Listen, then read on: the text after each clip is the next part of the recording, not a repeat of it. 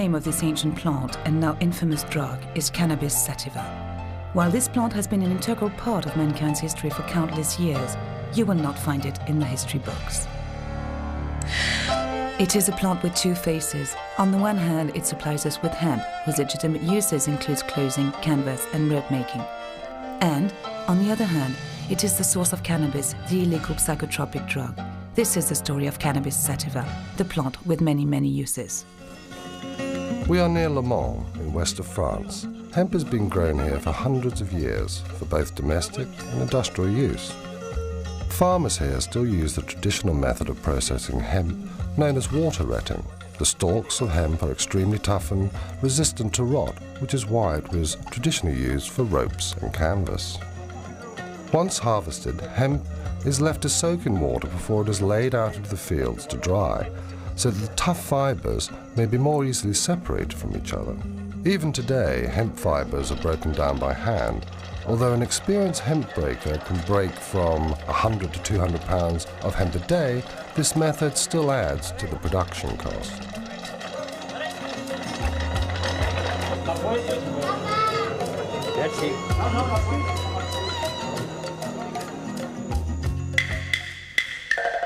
Cannabis sativa is one of the most ancient plants cultivated by mankind.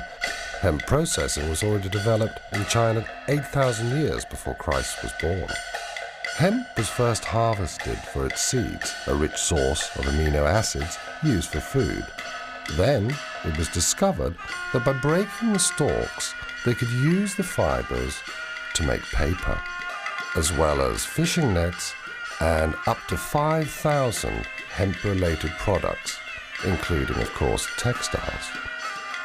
The ancient Chinese called their country the land of hemp and mulberry. Mulberry leaves were used to feed silkworms, from which was produced the precious silk that only the rich and powerful could afford. Everyone else wore hemp clothing. Hemp is called ma by the Chinese, literally meaning plant with two forms, male and female. Hemp was also the first crop to be grown for use in war. The Chinese had originally used bamboo to make bowstrings. Then they discovered that the hemp fibre was stronger and lasted longer. Imperial decrees ordered that certain areas of the land would be exclusively used to grow hemp.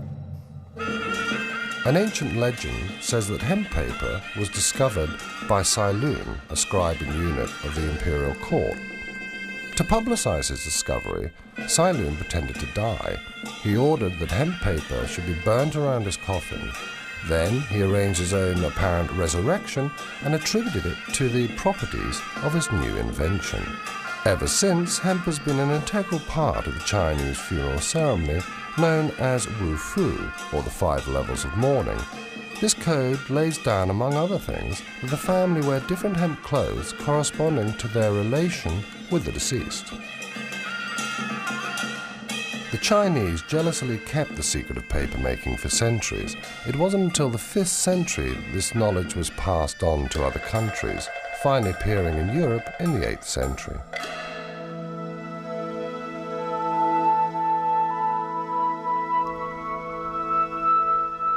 The word cannabis comes from the Babylonian canna, meaning cane or stalk, bis meaning twice, with 2 forms or sexes, cannabis. Interestingly, it has the same meaning in Chinese. The word ma is a word from a completely different culture, yet it means exactly the same. Ma means the plant from which we take the fibers and which has 2 sexes. For good hemp, you have to look for rich, strong fibers, and these attributes are most marked in the male plant. The female plant, on the other hand, is a plant used in smoking, because all the psychoactive substances concentrate there.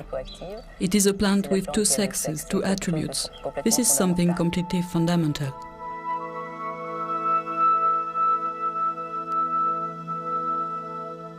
Cannabis has been used medically since the year 2800 BC, when Emperor Shen Nung founded the science of Chinese medicine. Wounds sustained in battle were bandaged in cannabis leaves. Today, doctors across the whole world are asking for the right to use cannabis as a treatment for pain, especially for cancer and AIDS. I'm a cannabis user. I've been using cannabis since I was approximately 9 years old. I've had cancer 10 times. I first occurred in my spine when I was 2 years old. I had a spinal fusion which fused my first 5 vertebrae together. I went on to have it from 2 to 10, 9 times in 8 years. It occurred once again when I was 15. We treated it with radiational therapy. Through the years, I've gone through radiational therapy, chemotherapy, and numerous forms of surgery. And I stumbled upon cannabis once after radiational therapy use. It alleviated my dizziness and nausea, just the secondhand smoke, and it also increased my appetite. And right now, I go around the world and I try to teach people about cannabis and its benefits and its usages, because I found it so beneficial in my situation.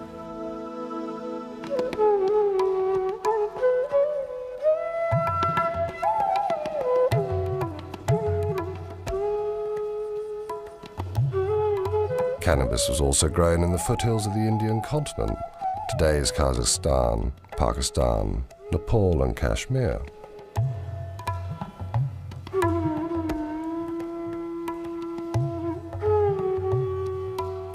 Having gathered the hemp harvest, Indian farmers used the water rotting process to break down the fibres, from which they made hemp flour, porridge or even popcorn. The seeds were also used for food and to make unsaturated oil.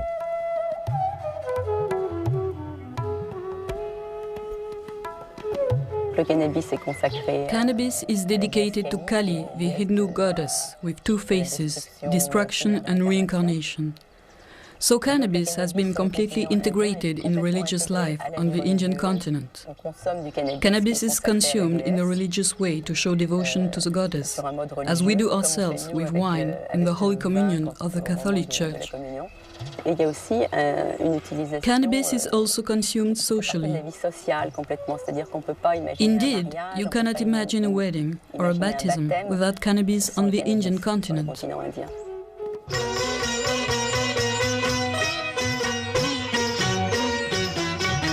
Hey man, try some of this. It's absolutely dynamite. Oh yeah?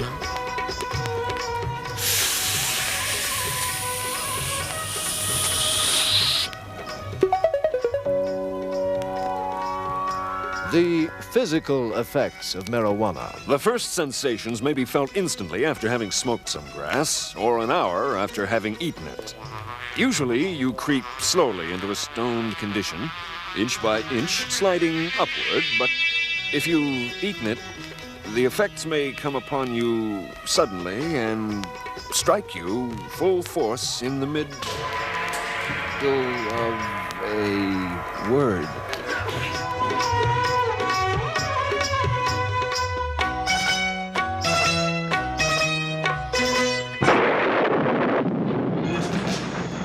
In the 3rd century AD, the Roman Emperor Gallian encouraged cannabis use, which he thought would make his people happy. In a declining empire, the Romans turned increasingly to the Oriental gods, Mithras and Zoroaster. Christianity was gaining ground, partly because it incorporated elements of these Oriental religions, but not the use of cannabis. The Roman Empire really went to war on hemp. The Roman Empire provides a very good example of the importance, the strategic importance, one might say, of hemp in any society in history. The Romans had hemp arsenals either side of the Alps. They had one in Ravenna and one in Vienna. And the procurator of hemp was a very important position in the Roman hierarchy. That is not to say that hemp was only used by the Romans to make war with. It had its place in all the aspects of hemp and all the aspects of fibers that you can imagine that it would have, i.e. it figured in clothing, shelter, food, defense, aggression, and medicine. Later on, Christians associated cannabis with the devil, and its use was supposed to be part of the satanic ritual. By 1484, Pope Innocent VIII declared that smoking cannabis was sacrilegious, and he promoted wine as the only Christian holy sacrament. It seems that knowledge of the psychotropic properties of the plant had been lost, at least as far as official science was concerned. It became a hidden, secret knowledge. Only people who really had a good knowledge of plants and their healing powers continued to use the plant. And having a good knowledge of plants at that time was not generally a good idea, because such people were thought to be witches. They were called witches because they knew about things that ordinary people didn't know about and didn't understand. It was only in the 9th century that hemp cultivation was encouraged again by Charlemagne. In the monasteries, monks wrote their manuscripts on hemp paper by the light of a hemp oil lamp. In 1945, Gutenberg printed the first Bible.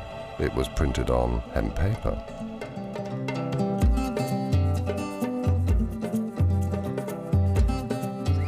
Here we go. Viva la mota! What does that mean? Long live pot.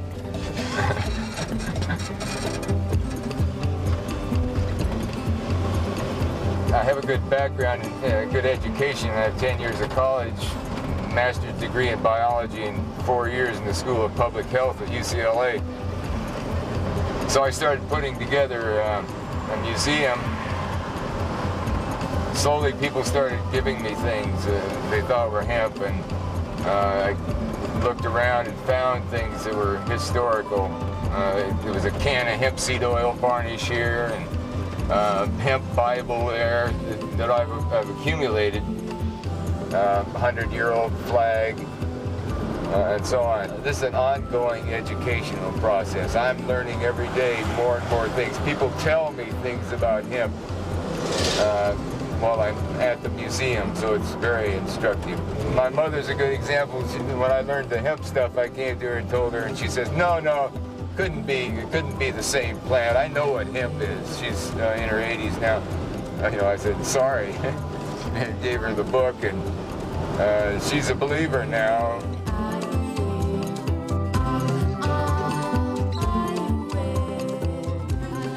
In the 16th century in France, François Rabelais, a doctor and writer, wrote surreptitiously about cannabis in his famous book, Gargantua and Pantagruel.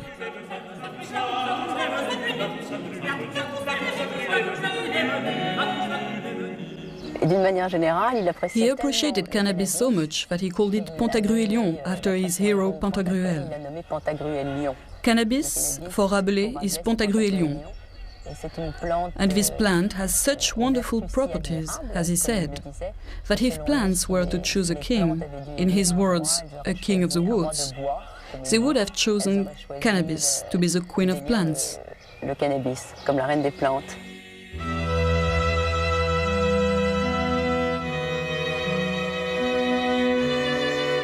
Rabelais' essay on Pantagruelion, stroke hemp, is corroborated by modern authorities. In particular, I could cite a noted French historian called Pierre Goubert. He was quite convinced that the marked increase in prosperity in the late 16th and 17th century in Western France was due, not exclusively, but primarily to the organisation of the hemp and flax industries. We may remember that at the end of the 15th century, Spain was the mistress of the Indies.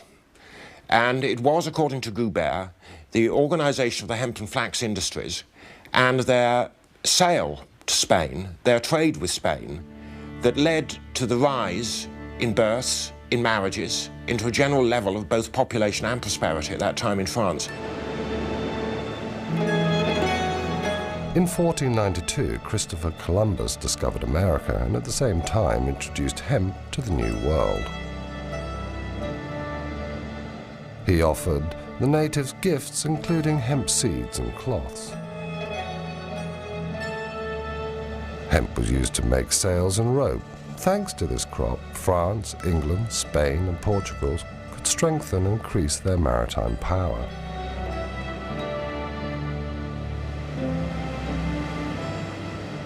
In 1620, the Mayflower brought the Pilgrims to conquer America. In the hold, it also brought hemp seeds. 100 years later, the first drafts of the American Constitution were written on hemp paper. The same paper was used in 1776 for the Declaration of Independence. Cannabis seeds were now also brought into America by the African slaves.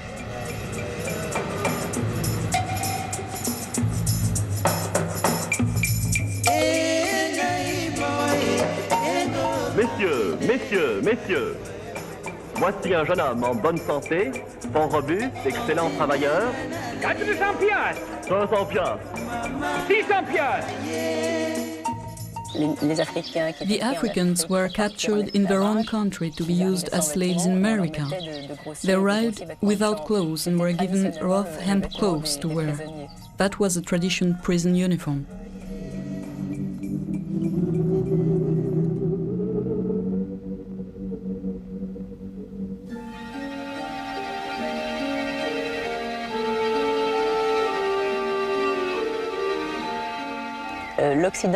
Western countries rediscovered cannabis, or at least its psychotropic properties, which had been hidden from people for centuries, during the expansion of their empires, which also introduced them to other cultural influences.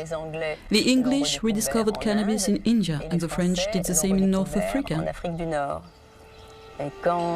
When Bonaparte launched his Egyptian campaign, the soldiers brought back home many souvenirs, including hashish. The modern history of hashish in France goes back to Napoleon's Egyptian campaign.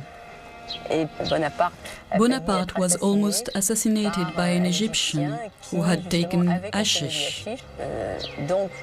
That's how our relation with cannabis started, because straight away Napoleon banned cannabis in Egypt.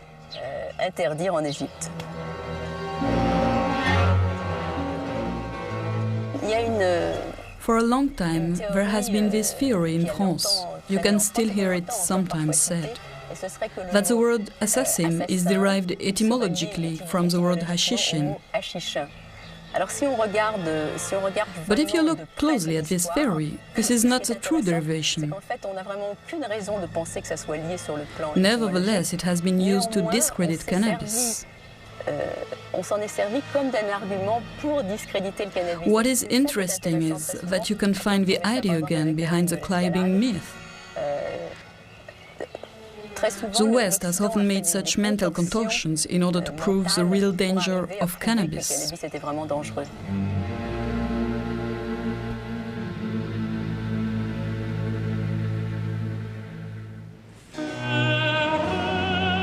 England has been using hemp as a strategic material for centuries. At the beginning of the 19th century, ropes and sails for ships were exclusively made from hemp, but 90% of this hemp was imported from Italy and Russia. The United Kingdom was seriously worried about maintaining its hemp supplies during the expansion of the Napoleonic Empire. King George III of England decided to increase the cultivation of hemp and to develop its production in the seaports along the south coast of Britain.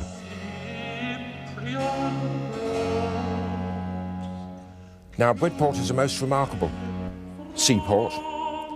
It has been making, growing, manufacturing hemp, flax, sailcloth, ropes, twines, nets of every conceivable description since time out of mind. And I use the phrase time out of mind because it was used in a charter by King John of 1213, where he wrote to the burgesses of Bridport and exhorted them night and day to make cables and ropes of every description. There were frequent wars with France, certainly from early medieval times, until, of course, Napoleonic Wars. And Bridport took part in that span of history. In 1803, the British Navy organised a blockade against France. Napoleon counteracted by signing an agreement with the Tsar Alexander I. This contract was called the Tilsit Treaty, and it especially forbade any export of hemp to England and America, thereby depriving them both of the use of hemp towards their sailcloth, rope, and other hemp product used in the war effort. Despite Napoleon's protests, Alexander I allowed merchants to smuggle hemp to Britain. This is one of the reasons why Napoleon decided to invade Russia. But the severe early winter of 1812 forced him to withdraw his troops and led to the end of his empire.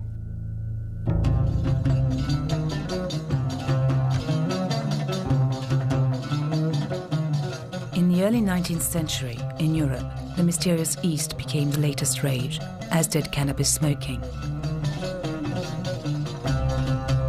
The Oriental wave influenced styles of interior decoration, clothing, and travel abroad.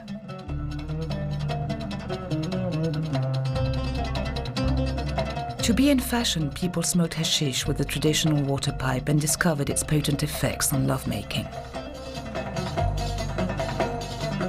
In Paris, the famous Assassin Club was located at Hotel Pimodon. Artists and writers came here to eat Dr. Joseph Moreau de Tours' famous jam, which incorporated hashish. Among them were Théophile Gautier, Eugène Delacroix, Charles Baudelaire, Alexandre Dumas, Gérard de Nerval.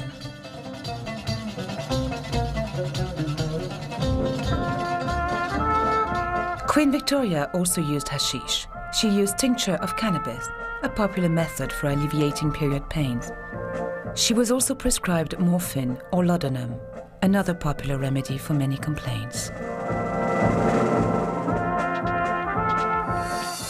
In Amsterdam, cannabis, which had been imported from the Dutch colonies of South Africa since 1660, was smoked in coffee shops, a tradition that has survived until present day.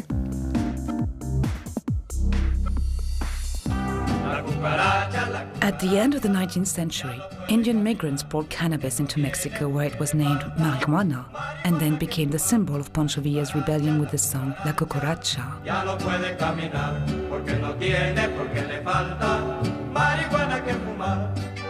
Mexican farmers on their side copied the Indian water retting process to prepare the fibers.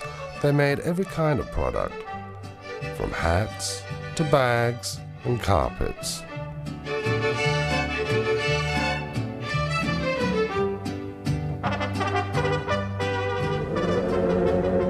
Marijuana traveled from Mexico to the southern states of America. Black people working in the cotton plantations smoked it to try and soften their harsh lives, which were aggravated by the economic aftermath of the Civil War. Marijuana fever hit the suburbs of Louisville through Dixieland jazz and swing.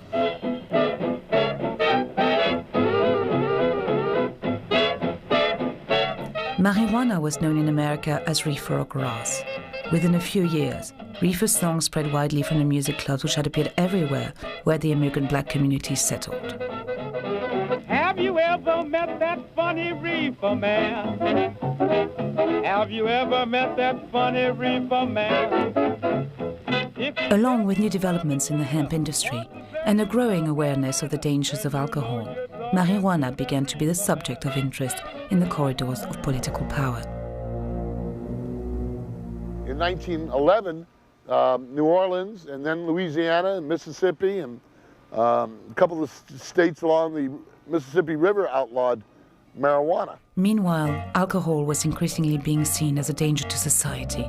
American women lobbied for alcohol to be banned. They succeeded with prohibition, which led to illegal speakeasies, the proceeds of which enriched criminals and resulted in violence and gang warfare. Alcohol was legalized again in 1933. Then all of a sudden alcohol was becoming legal again, and all these agents didn't have anything to do, and Harry Anslinger thought, well, we should have a law against hemp, and so did William Randolph Hearst, and so did DuPont, and the three companies got together, and other people claiming the cotton industry joined in to outlaw hemp because it was making a huge comeback. And the reason it was making a huge comeback is that it took 200 to 300 hours to plant, harvest, and make ready for fiber, acre of hemp. But all of a sudden, in the 30s, in the 1930s, that 200 or 300 man-hours per acre went down to 1 man-hour per acre. It was a better fiber than any other fiber and previous hemp fibers. And that was the beginning of the end of all fibers, as being the only synthetic. Nylon was the new synthetic, would have to make way for the reintroduction of hemp as an inexpensive fiber, as well as the strongest, the best, the longest lasting, and the softest fiber. The government of the United States outlawed a fiber and forced the rest of the world to swallow it. They swallowed the outlawing of the #1 fiber on Earth for 10,000 years until the 1930s, and then they outlawed it completely. China, the hemp country, was part of the Japanese plan for military conquest. But in official Tokyo, seat of an empire which for nearly a decade has been governed by its stern and ruthless military caste, there is more activity, more secret comings and goings than in many a year. The little men who command the world's third largest navy see in the South Pacific the richest of all colonial prizes. The Philippines, a group of 7,091 Pacific islands which, still under the protection of the U.S. flag, constitute the only major hazard to Japanese plans for new conquest in the war year of 1940.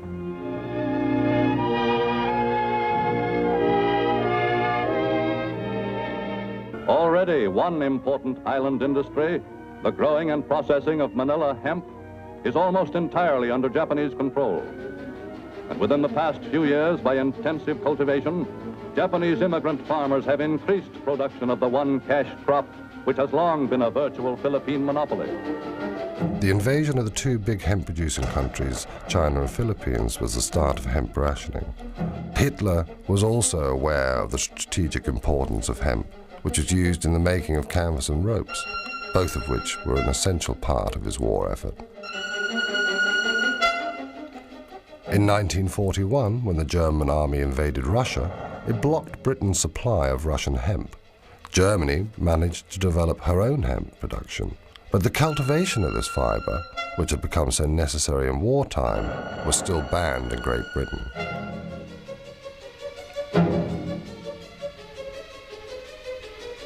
In 1942, the German troops reached the center of Russia. The land continued to produce hemp, which enabled Hitler to move confidently to the next stage of his plans for the Reich. To safeguard its own supplies of hemp, Great Britain urged India to increase production.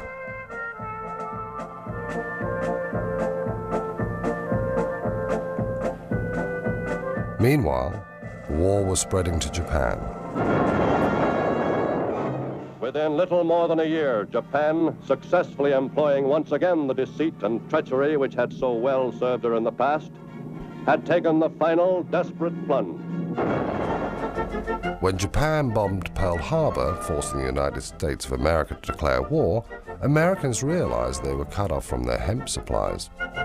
The U.S. Navy was totally dependent upon hemp for rot-resistant ropes for their ships and for many other components. The American government then decided to redevelop their hemp industry. Marijuana was legalized again and farmers received seeds. A propaganda film called Hemp for Victory was then made to encourage this war effort.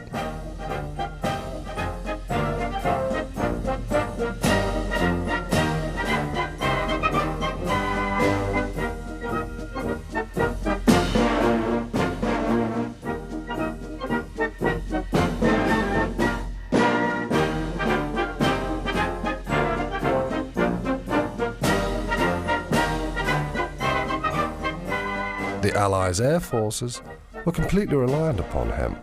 Parachute straps, packs and belts were made out of hemp.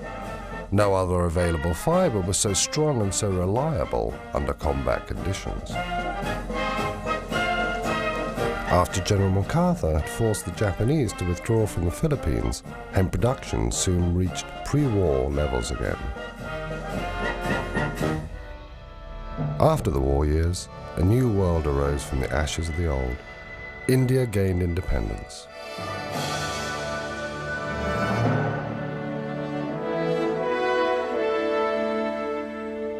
Thanks to automation, India doubled its hemp production and increased its exports to America and the rest of the world. In peacetime, the United States once again banned the cultivation of hemp and cannabis, but at the same time imported millions of tons of hemp during the post-war economic boom to supply its industries. For this is the Port of New York, a sprawling pattern of activity covering more than 1,500 square miles. Its 650-mile waterfront, an ever-changing mirror reflecting the work of the world and its needs and tastes. Grain from Canada, and fish from Portugal and Norway, tires from Akron, and hemp from India.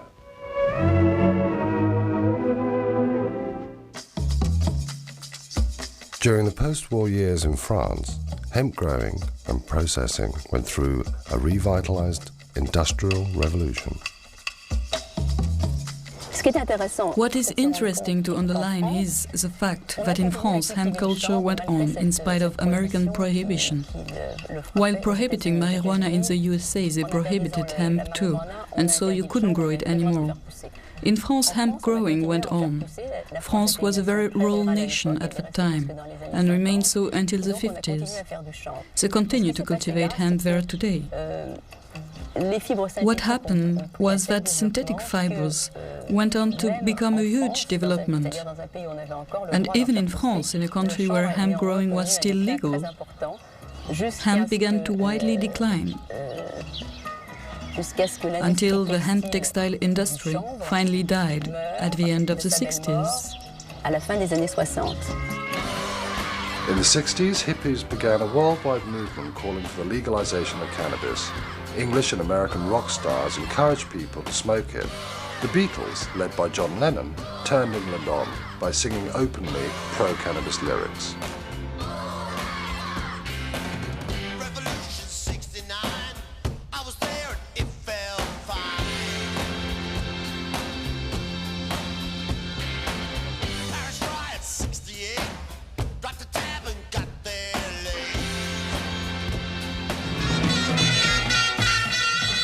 The Rolling Stones' preference for Moroccan hashish brought them more fans, offering an alternative to the Beatles and to the fashion for things Indian.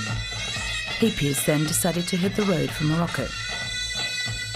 Do you see the fields over there on the mountain? At this time of year, you can't find any other plant growing there, because this is the only crop that grows here. Can you see how easily it grows? You can find it even in front of the hotel. I think if these people had to choose a symbol, it would definitely be the hashish flower.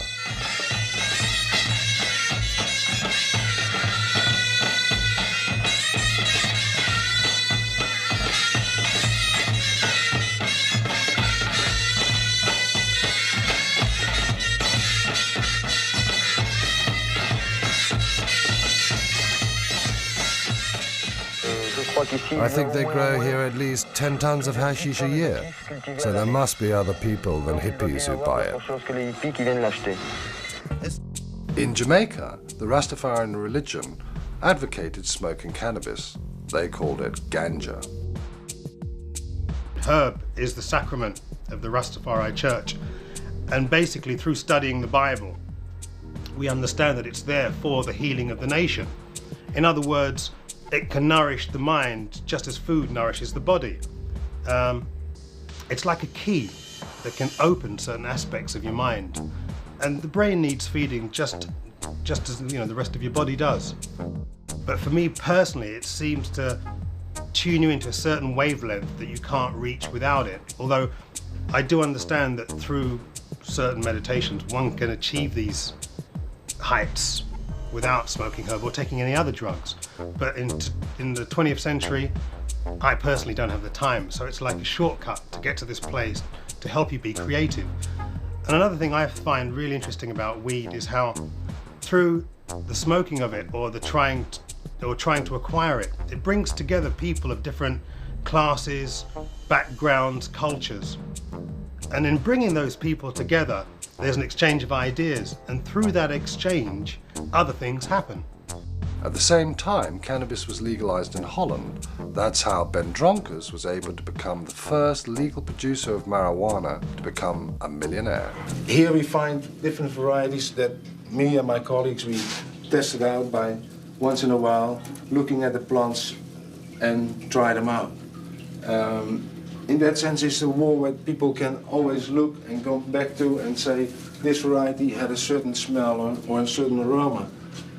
Quality is very important, and it's the most important factor where we look at.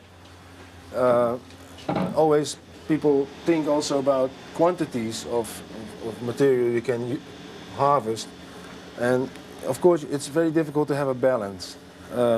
You find plants with very large, big buds, and you find plants with smaller buds.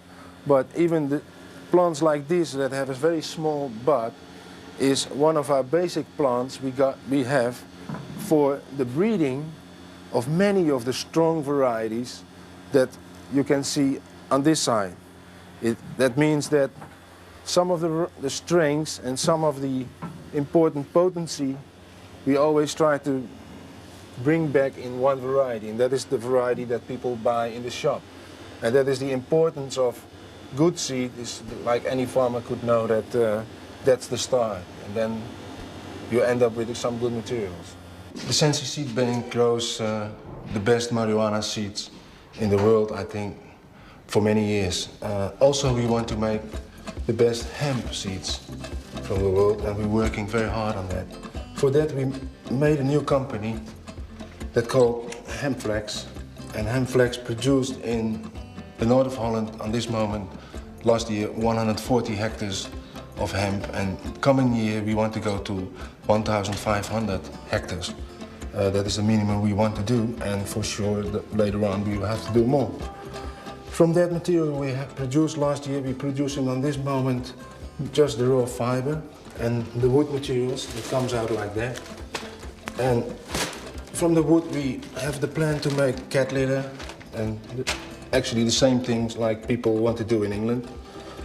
It's beautiful wood you can press from it, and also some composites like this pressed from fiber and wood. And very interesting, what I like, one of the things I like myself the most is the isolation material. It smells good, you can make it fireproof, and it's much better than all the glass fiber that is all in these living rooms out there. So hemp is the future.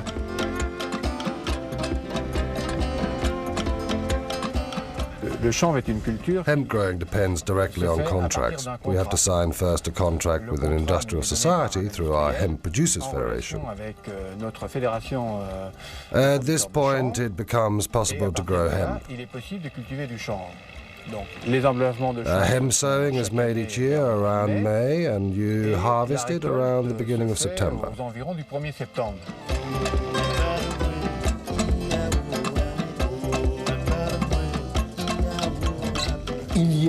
In Le Mans in France, they produce hemp seeds which contains a very low toxical agents level. Hemp legalization is very precise and obliges producers to use varieties which have been tested and contain no drug. They must have not only a strong agricultural potential, but a very low THC rate too.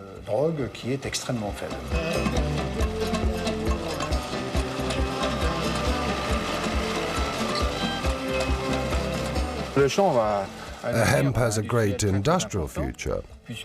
According to the tests we have made and the hemp uses we have developed, you can see that hemp adapted well to a lot of industrial uses, well, such as paper, also textile. Hemp textile has been made since the last century, up to the beginning of now the 20th century, and today we start to develop this sector again, and we hope to reach soon a top level. As far as other industrial uses are concerned, we have now a lot of French and foreign demands to test this material. Here, for example, amongst others, for hemp industrial use, a German asked us to test and incorporate hemp in the braking disc manufacturing process, because it's very resistant and non-toxic at all. Non-toxic for human beings. Hemp renewal has drawn the attention of the American Cannabis Bible and magazine High Times, who sent their intrepid journalist Ed Rosenthal to Europe and Hungary to bring back photographs. Ed has issued a book called Hemp Today.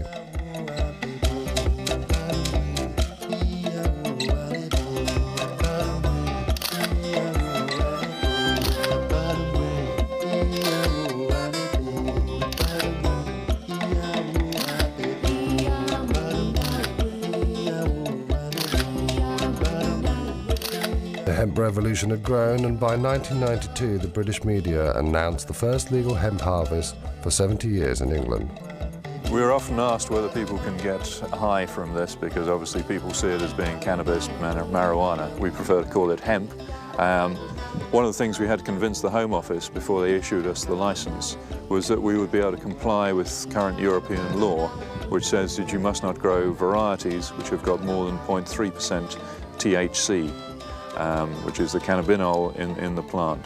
And obviously we have been able to convince them with our trials in previous years that the varieties are totally safe. They have checked up on these crops, they've sent inspectors around, samples have been taken to check, and you can get no satisfactory effect from smoking any of this crop. Or if you smoke the entire 50-acre field behind me, you would get a very big headache that would do yourself no good at all. At the first International Ecological Festival in Frankfurt, March 1995, the green activists are successfully promoting hemp culture. The International Hemp Association was formed in 1992. We're based in Amsterdam in the Netherlands. And this group was formed primarily to facilitate communication between the various groups, sometimes factions, within the hemp world. We're a non-political organization. We try to be an impartial liaison between all sorts of factions involved with the cannabis world, whether they be involved with medical use, textile use, oilseed use, any of these various uses for hemp. Near the conference, a commercial exhibition shows the possible benefits of hemp and cannabis. Since the legalization of cannabis use in March 1995 in Germany, hemp has become fashionable in the small world of the ecological producers of this country. It's 100% natural cosmetic done of the basis of hemp oil. For example, we make this shampoo. It's a composition with hemp soap and the hair balm that they use it in combination with the shampoo, the best results gives. We have a perfume since more than 1 year in the market, a lip balm, care cream, and the soft soap. A real fashion began with the issue of this book on hemp. Hemp has become so popular in Germany that the market today is very good for us. Some of our textiles come from Eastern Europe, from Hungary, Romania, very few from China because we are not yet satisfied with the quality. And we have also our own textiles directly produced here in Germany. I hope it will soon be legal to grow hemp in Germany, because a lot of European countries already do it. We still have a very strong bureaucratic system in Germany, and for this reason we are not yet allowed to grow hemp. But I think hemp growing will soon be legalized here too. Ecolution attempts to get more hemp grown, produced, and sold all around the world, and we do that in a variety of ways. Our pride and joy, the project that we take the most satisfaction in, is the development of the first hemp jeans, the first 100% hemp blue jeans since Levi Strauss first made them in the 1860s. Hemp seeds and oil are increasingly used in cooking. In Switzerland, a cookery bestseller includes 22 recipes based on hemp.